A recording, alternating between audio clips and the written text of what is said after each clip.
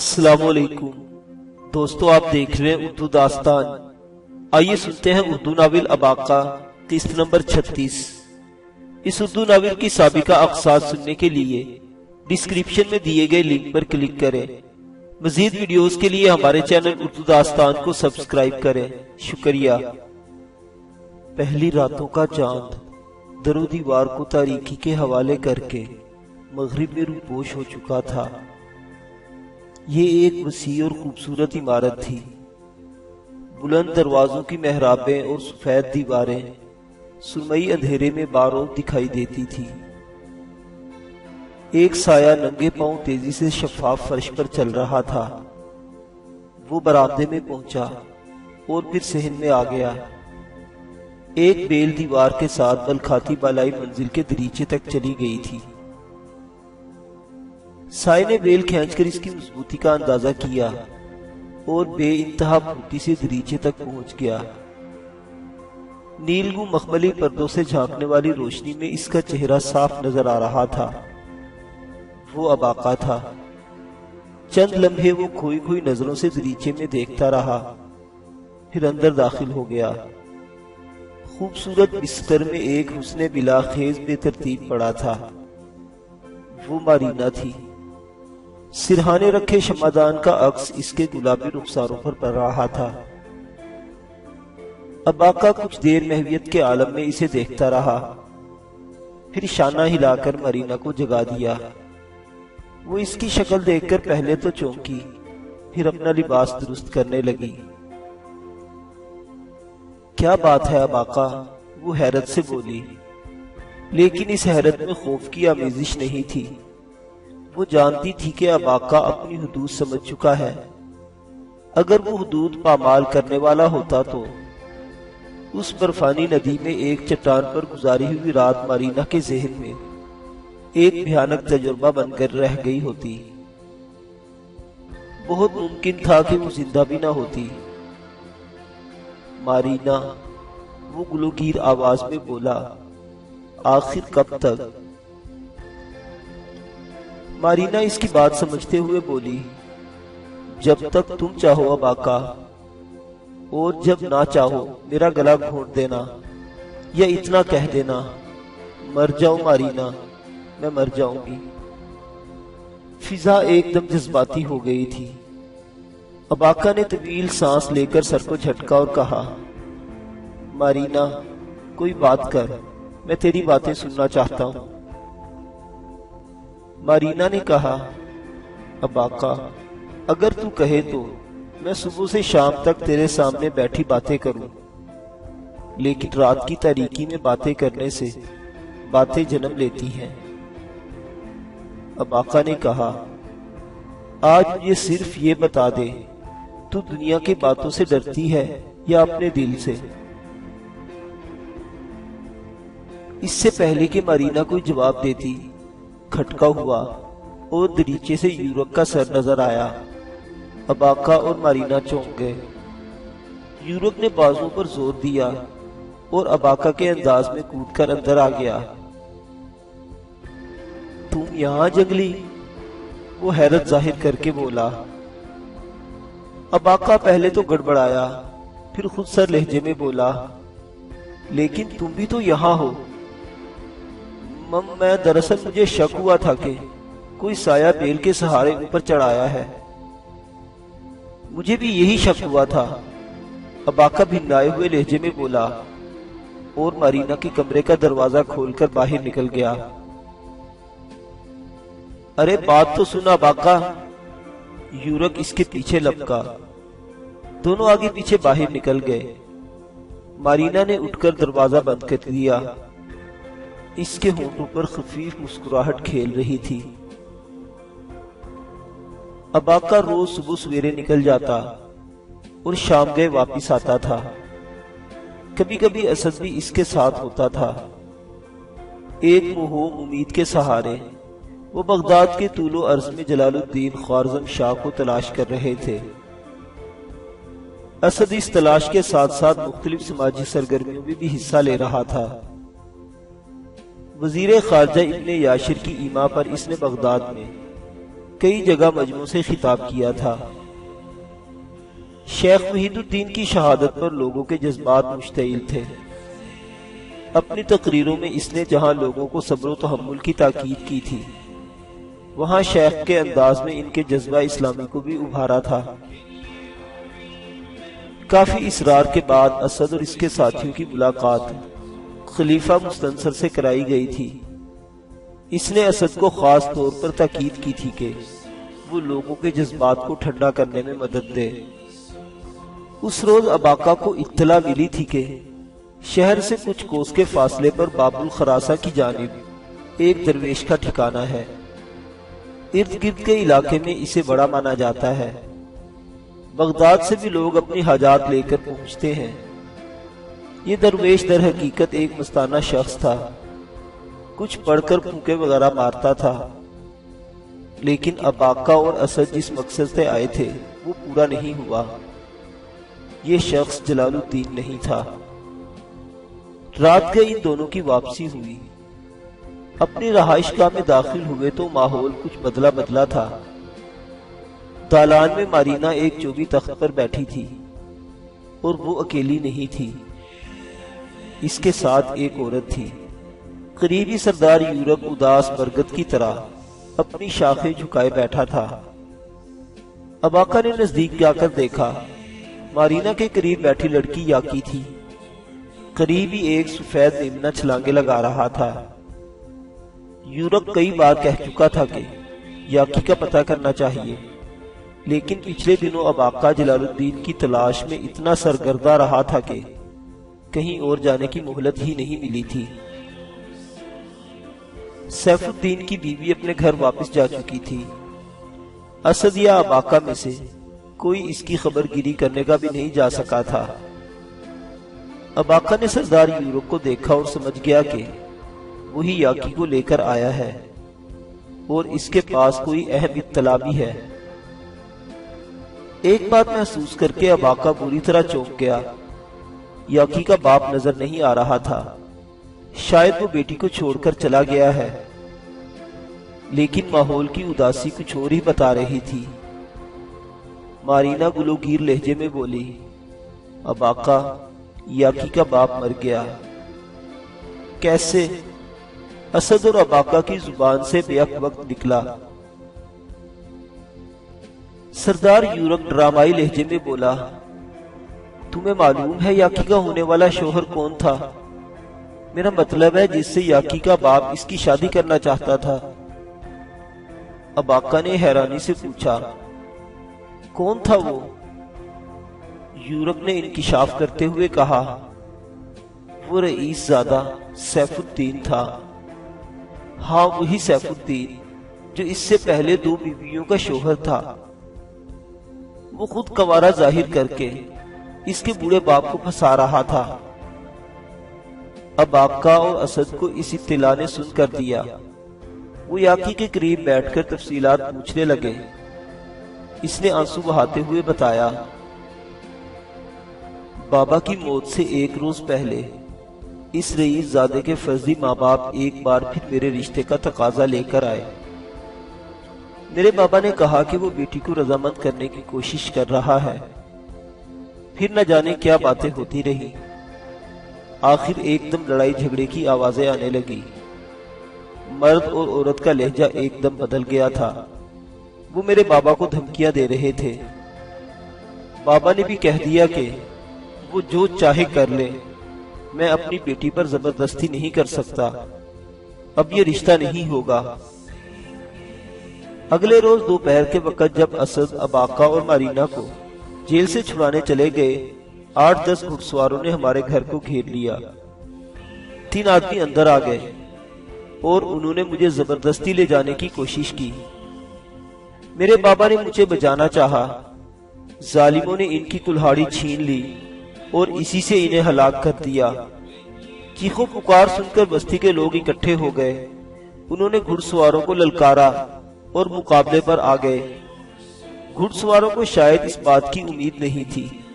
انہوں نے جب 50-60 افراد کو اپنے سامنے مسلح حالت میں دیکھا تو گھبرا گئے۔ تھوڑی سی لڑائی میں ان کے 2 ساتھی زخمی ہو گئے اور باقی بھاگ گئے۔ بھاگتے بھاگتے انہوں نے مجھے بھی جان سے مارنے کی کوشش کی۔ یہ دیکھو۔ یاکی نے قمیض اٹھا کر اپنا سفید بازو دکھایا۔ اس پر تلوار کا گہرا نشان تھا، لیکن میں بچ گئی۔ زخمی ہونے والوں میں سے ایک تو فوراً ہلاک ہو گیا، لیکن دوسرا بچ گیا۔ اس نے بتایا کہ ہم شہر کے مشہور رئیس سیف الدین کے کارندے ہیں۔ سردار یورک بولا، دراصل جس روز سیف الدین اور ناظم اعلیٰ تمہارے ہاتھوں قتل ہوئے، وہ اس معصوم لڑکی کی عزت سے کھیلنے کا ارادہ کیے ہوئے تھے۔ بدماشوں کی وہ ٹولی اسی مقصد سے سیف الدین کے گھر جمع تھی۔ اباقہ اور اسد قدرت کی کرشمہ سازیوں پر حیران تھے۔ سزا جرم کا تعاقب کرتی ہوئی کن راستوں سے مجرم تک پہنچی تھی۔ عین ممکن تھا کہ اس روز شیخ وحید الدین دائی اجل کو لبیک نہ کہتے، اور اگر ایسا ہو گیا ہوتا تو عین ممکن تھا مظاہرین مشتعل ہو کر جیل نہ توڑتے۔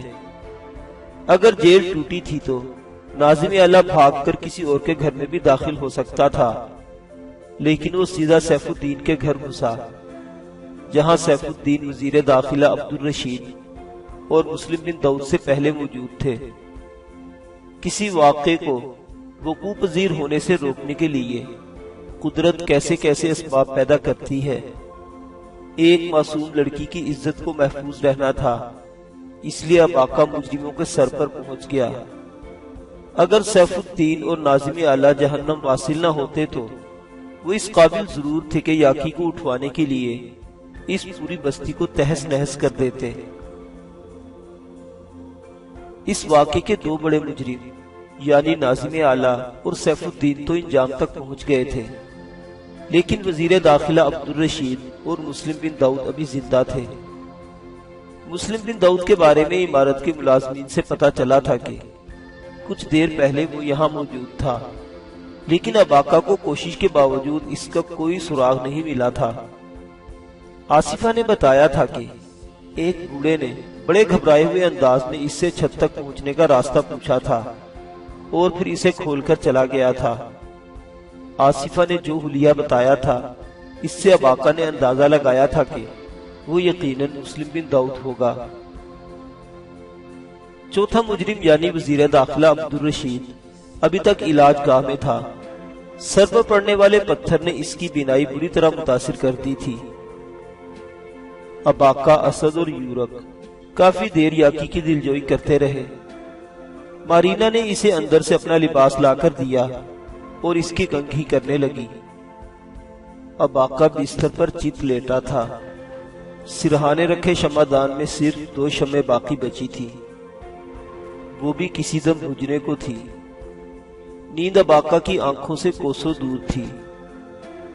جلال الدین کی جستجو نے اسے تھکا کر چور کر دیا تھا، لیکن وہ سفر ڈالنے والوں میں سے نہیں تھا۔ جلال الدین اور مارینا ہی تو اس کی حیات کے 2 سرچشمے تھے۔ مارینا کا خیال ذہن میں آتے ہی اس کا دھیان یاکی کی طرف چلا گیا۔ یاکی کی وہ دل سے عزت کرتا تھا، اسے یہ بھی معلوم تھا کہ وہ اس سے محبت کرتی ہے۔ یہی وجہ تھی کہ اس نے دانستہ کبھی اس کا دل توڑنے کی کوشش نہیں کی تھی، لیکن کچھ دنوں سے یاکی کی موجودگی اسے عجیب الجھن میں مبتلا کر رہی تھی۔ دراصل وہ ہر وقت اس کے گرد منڈلاتی رہتی تھی۔ کھانا لانا، بستر درست کرنا، لباس کا خیال رکھنا، ہر کام جو پہلے مارینا کرتی تھی اب یاکی نے اپنے ذمے لے لیا تھا۔ یہی وجہ تھی کہ مارینا سے اس کا ملنا اب اور کم ہو گیا تھا۔ اباقہ اچھی طرح جانتا تھا کہ اس سے پہلے سردار یورک نے ہی یاکی کے ذریعے اسے مارینا سے دور کرنے کی کوشش کی تھی۔ پہاڑ کی غار میں یاکی کا روزانہ اباقہ سے ملنا سردار یورک کی منصوبہ بندی کا ہی حصہ تھا، اور اب یاکی کو اس گھر سے دجلہ کنارے کی اس رہائش گاہ تک لانے والا بھی سردار یورک ہی تھا۔ کیا اب وہ ایک بار پھر وہی کھیل کھیل رہا تھا؟ آخر اسے کیا ضرورت تھی؟ اباقہ اور مارینا کے بیچ آنے کی اور یاکی کو اس پر سوار کرنے کی۔ اباقہ کی سوچوں کا تانا بانا ایک مدھم آہٹ سے ٹوٹا۔ اس نے گھوم کر دیکھا، یاکی سفید رنگ کا ایک خوبصورت لباس پہنے اندر داخل ہوئی۔ لباس کی روپہلی تاریں شمعدان کی مدھم روشنی میں جھلملا رہی تھی۔ لمبے سیاہ بالوں کی چوٹیاں اس کے سینے پر تھی۔ اباقہ کو جاگتے دیکھ کر وہ ٹھٹکی اور بولی، آپ جاگ رہے ہیں؟ میں تو شمعدان بجھانے آئی تھی۔ اباقہ دھیمے لہجے میں بولا، میں جب سونا ہوگا بجھا لوں گا، تم جاؤ۔ یاکی نے کھڑکی کا پردہ درست کیا اور بآہستگی باہر نکل گئی۔ اباقہ کو ان تکلفات سے وحشت ہوتی تھی۔ اس نے اٹھ کر نہ صرف پردہ ہٹا دیا بلکہ پوری کھڑکی بھی کھول دی۔ دریا کی طرف سے آنے والی سرد ہوا اس کے چہرے سے ٹکرائی تو اسے کچھ سکون نصیب ہوا۔ مزید سکون کے لیے اس نے اپنی گرم صدری بھی اتار کر پھینک دی۔ اب اس کا ورزشی جسم کھڑکی سے آنے والی مدھم چاندنی میں چمک رہا تھا۔ وہ بے قراری سے کھڑکی کے سامنے ٹہلنے لگا۔ ذہن یاکی، یورپ اور مارینا کے مابین بھٹک رہا تھا۔ اچانک چھت سے ایک آہٹ سنائی دی۔ رات کے سناٹے میں آواز کافی صاف تھی اور اباقہ کے حساس کانوں نے فوراً پہچان لیا کہ کسی نے دوسری منزل کے چھت سے کمند پھینکی ہے۔ پہلے لوہے اور پتھر کا ٹکراؤ، پھر کرچ کی لمبی آواز جو کمند گھسیٹنے سے پیدا ہوتی ہے۔ اباقہ کے اعصاب تن گئے۔ وہ بلی کی چال چلتا دریچے پر پہنچا اور محتاط انداز سے باہر دیکھنے لگا۔ آہٹ مارینا کے کمرے کی طرف سے سنائی دی تھی، لیکن یہاں اسے کچھ نظر نہیں آیا۔ ابھی اباقہ سوچ رہا تھا کہ دفتن قدموں کی مدھم آواز سنائی دی۔ کم از کم 6-7 افراد بے قدموں اس کے کمرے کی طرف آ رہے تھے۔ وہ جلدی سے واپس مڑا اور بستر پر لیٹ گیا۔ اس کا کمرہ چونکہ زمینی منزل پر تھا، اس لیے اندر آنے والوں کو کوئی دقت پیش نہیں آئی۔ وہ کھلے ہوئے دریچے کی چوکھٹ پر چڑھے اور آرام سے اندر کود گئے۔ اباقہ بے حس و حرکت لیٹا تھا۔ تاریک سائے اس کے قریب تر پہنچ رہے تھے۔ پھر ایک ہاتھ فضا میں بلند ہوا۔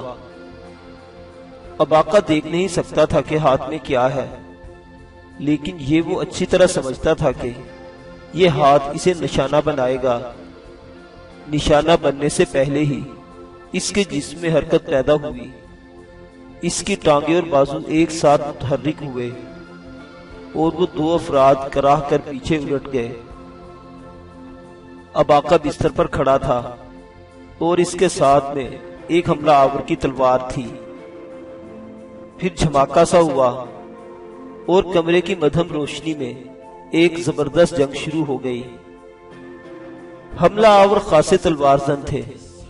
انہوں نے بھرپور حملہ کیا اور اباقہ کو الٹے پاؤں بستر سے نیچے اترنا پڑا، لیکن پھر اس سے پہلے کہ حملہ آوروں میں سے کوئی تلوار چلاتا ہوا بستر پر چڑھتا، اباقہ تیزی سے نیچے جھکا۔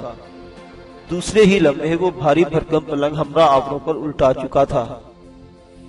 کم از کم 4 افراد پلنگ کے نیچے دب گئے۔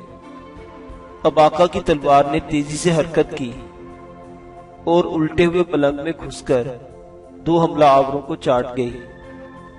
ایک شخص جو اباقہ کی پہلی ضرب سے چکرا کر فرش پر گر گیا تھا، عقب سے آیا اور اباقہ کے سر کو نشانہ بنانا چاہا۔ اباقہ نے بے انتہا پھرتی سے پینترا بدلا اور تلوار اس کے کندھے کو چھوتی ہوئی گزر گئی۔ اس وقت اباقہ نے غور سے حملہ آور کی شکل دیکھی۔ وہ منگول تھا۔ یہ دیکھتے ہی اس نے غضب سے تلوار گھمائی اور منگول کا سر کٹ کر دھم سے دبیز قالین پر جا گرا۔ باقی دھڑ چند لمحوں تک بالکل ساکت کھڑا رہ گیا تھا۔ یہ ایک خوفناک نظارہ تھا۔ اور شاید پلنگ کے نیچے سے برآمد ہونے والے منگول یہی نظارہ دیکھ رہے تھے جب اباقہ نے نہایت پھرتی سے حملہ کر کے ان میں سے ایک کا پیٹ پھاڑ ڈالا اور منگول کی بھیانک چیخ کے ساتھ ہی سردار یورک اور اسد اللہ بھاگتے ہوئے اندر داخل ہوئے۔ باقی دو حملہ آوروں کو ان کے سپرد کر کے اباقہ نے چھلانگ لگائی اور اڑتا ہوا کھڑکی سے باہر آیا۔ اب وہ مارینا کے کمرے کی طرف بھاگ رہا تھا۔ برآمدے سے گزر کر وہ صحن میں آیا۔ اس نے دیکھا 3 مسلح افراد تلواریں سونتے اس کے استقبال کے لیے تیار تھے۔ مارینا کے کمرے کے سامنے ایک رسی چھت سے لٹکی ہوئی نیچے آ رہی تھی۔ ایک آدمی اس رسی کے ذریعے اوپر چڑھ رہا تھا۔ اباقہ نے زیر جامہ میں اٹسا ہوا خنجر نکالا اور بائیں ہاتھ سے بلا توقف اوپر چڑھنے والے کی طرف پھینک دیا۔ خنجر دیوار سے ٹکرانے کی آواز نہیں آئی۔ اس کا مطلب تھا نشانہ خطا نہیں گیا۔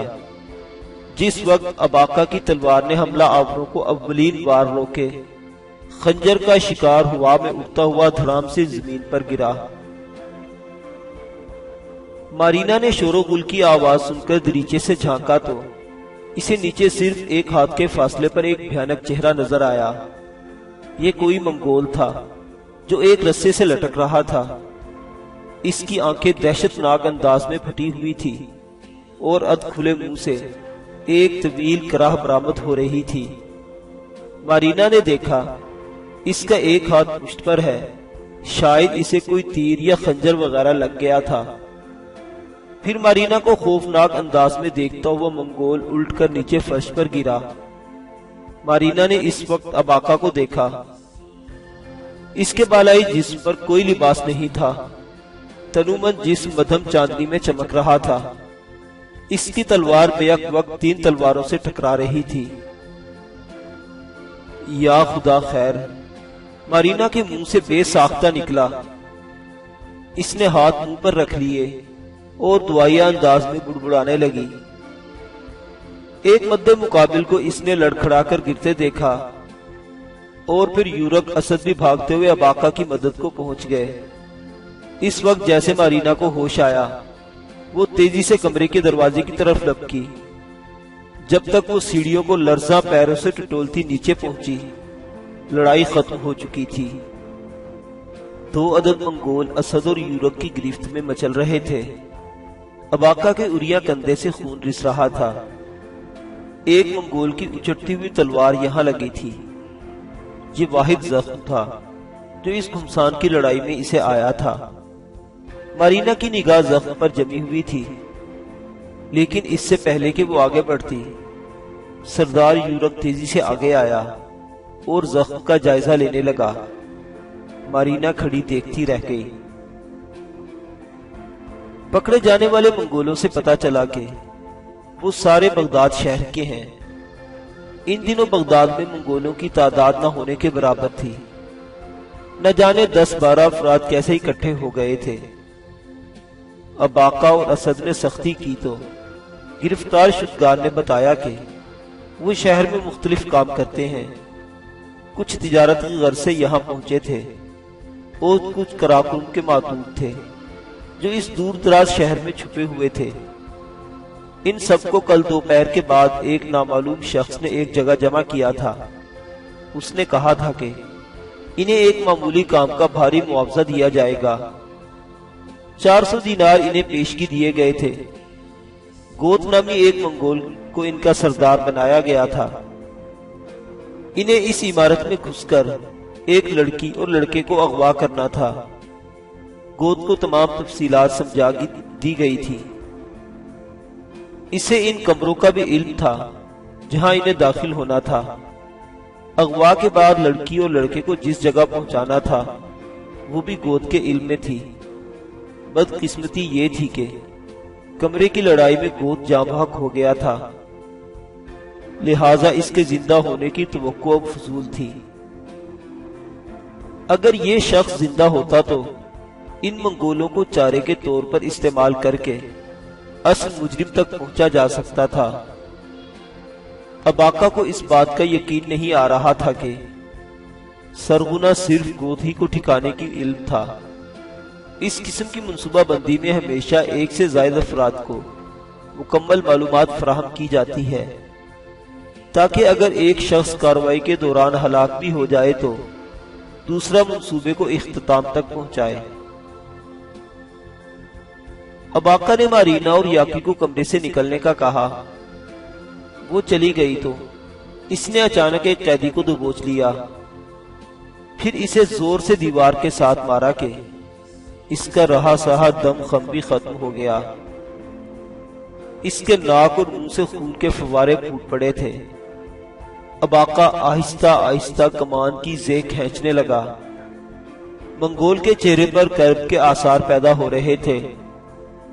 اباقہ سفاک لہجے میں بولا، دیکھو، زے کے پورا کھچنے تک بتا دو کہ تم نے اغوا کے بعد ہمیں کہاں تک لے جانا تھا۔ اگر چپ رہو گے تو یہ تیر تمہیں نیلے آسمان کے پار پہنچا دے گا۔ بولو۔ منگول کی نگاہ آہستہ آہستہ کھچے ہوئے چلے پر لگی تھی۔ وہ ان میں سب سے صحت مند اور جوشیلا تھا، لیکن موت سامنے دیکھ کر اس کے ہونٹ کپ کپانے لگے۔ آخر اس سے یہ اعصابی تناؤ برداشت نہیں ہوا۔ وہ چلا اٹھا، تمہیں خدا کا واسطہ مجھے مت مارو، مجھے کچھ معلوم نہیں۔ اباقہ نے جیسے اس کی بات سنی ہی نہیں۔ چیونٹی کی رفتار سے اس کی انگلیاں کمان کا چلہ کھینچ رہی تھی۔ چمکدار انی والا تیر منگول کے دل کا نشانہ لیے ہوا تھا۔ اس نے بے اختیار اپنے دل پر ہاتھ رکھ لیا اور آنکھیں بند کر لی۔ ایک بار پھر چلا اٹھا، نیلے جادوانی آسمان کی قسم، ہمیں کچھ نہیں بتایا گیا۔ اس کے ساتھ ہی اس نے اٹھنے کی کوشش کی، لیکن اسد نے تلوار کی نوک اس کی گردن پر رکھ دی۔ اباقہ اب کمان کا پورا چلہ کھینچ چکا تھا۔ منگول دہشت ناک نگاہوں سے تیر کی طرف دیکھ رہا تھا۔ اس کا پورا جسم پسینے میں نہا گیا تھا۔ اباقہ کے چہرے پر نہایت خوفناک تاثرات تھے۔ پھر اباقہ نے چٹکی کھولی اور تیز شاخ کی آواز سے نکلا۔ منگول ذبح کیے ہوئے بکرے کی طرح چلایا، لیکن اس کی آواز عمارت سے باہر نہیں گئی، کیونکہ یہ عمارت کا محفوظ ترین کمرہ تھا۔ تیر منگول کی بغل کے درمیان سے دیوار میں پیوست ہو چکا تھا۔ اگر وہ چند انگل بھی بائیں جانب ہوتا تو منگول کی روح اس کے جد امجد چنگیز خان کی حضور حاضر ہو چکی ہوتی۔ تبادلہ خیال کے بعد اسد اور اباقہ اس نتیجے پر پہنچے کہ گرفتار شدہ منگول اپنے سرغنہ کے بارے میں کچھ نہیں جانتے۔ یہ سرغنہ کی بے وقوفی تھی کہ اس نے صرف ایک شخص کو رازدار کیا تھا، لیکن یہ بے وقوفی اس کے کام آ گئی تھی۔